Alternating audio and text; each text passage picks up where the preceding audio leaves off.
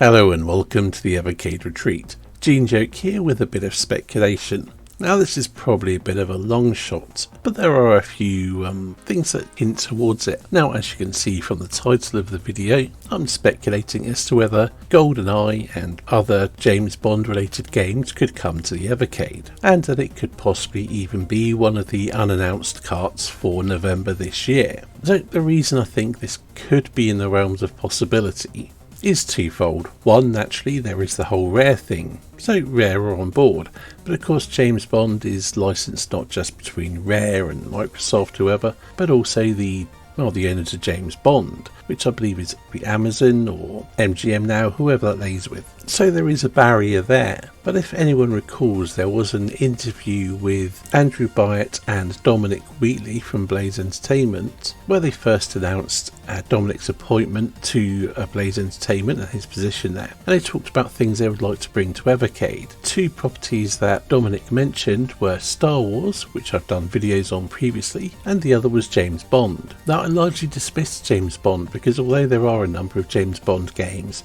they're scattered over various game systems, various games developers, and really the biggest one was Goldeneye, which didn't seem very likely. But the whole Rare thing changes that. So does it make a James Bond collection seem more likely as a whole? Maybe, but there's still a few barriers. A few different publishers have developed James Bond related games over the years, and while there are some older ones from the 80s which are supposed to be on home micros and things, such as Live and Let Die, The Living Daylights and License to Kill, I honestly have no recollection of if they're any good or not. I believe those might be possible, but I don't know much about them, and I'm going to put them aside. Maybe they'll be possible, maybe they would be included in such a collection, but I'm not going to focus on those. Instead I'll focus on the console games that came out in the 90s and early 2000s. So one that came out for the Mega Drive, Master System and Game Gear was James Bond 007 The Duel. I've never played this game, and if I recall correctly, it got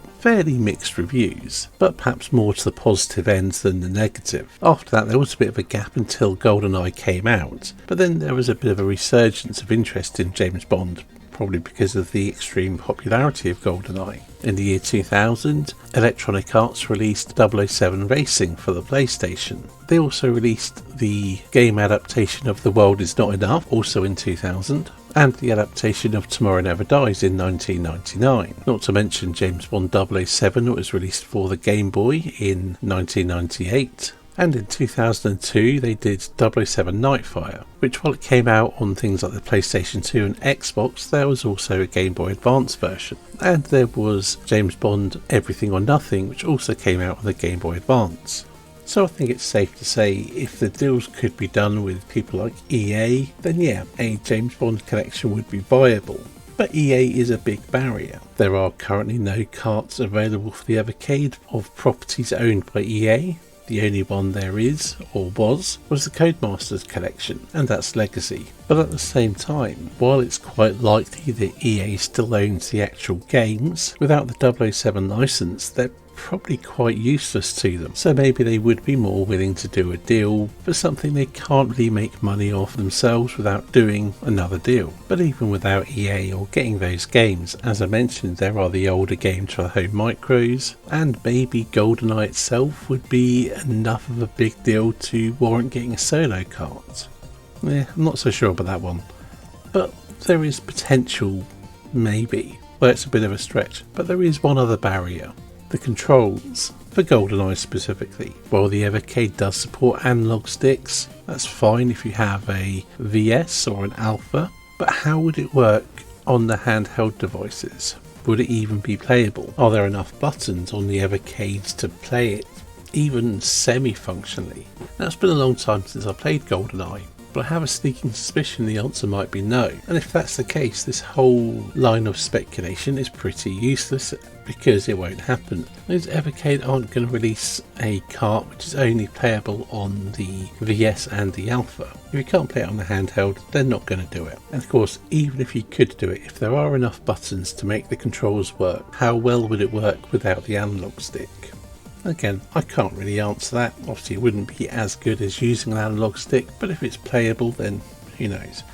But ultimately, I think Blaze would do a Goldeneye or a James Bond collection featuring Goldeneye if it is feasible and could be played functionally for all Evercade users. It's definitely a big enough deal for them to make the effort to, if it is in any way possible. But if I was to guess, I would say, while it's in the realm of possibility, it's something I'd consider fairly unlikely because of the barriers and the extra hoops around it. Each one of the issues I mentioned I think would be enough to prevent Blaze from doing it. If it doesn't control right on the Evercade, they won't do it. If the cost of dealing with too many different licenses and publishers to make it happen, well, they're not going to do it. It's got to be a cost-effective venture. So I don't think it's likely, but I do think it is vaguely possible. Anyway, I think that's enough useless speculation. Maybe you found it interesting. Maybe I've educated you about something in some shape or form. I don't know. Probably not. If you have a better idea of how well Goldeneye could play on the Evercade handhelds, without using an analog stick, drop it in the comments below. Otherwise, I think that's it for this video. So thank you for watching, and I'll see you in the next one.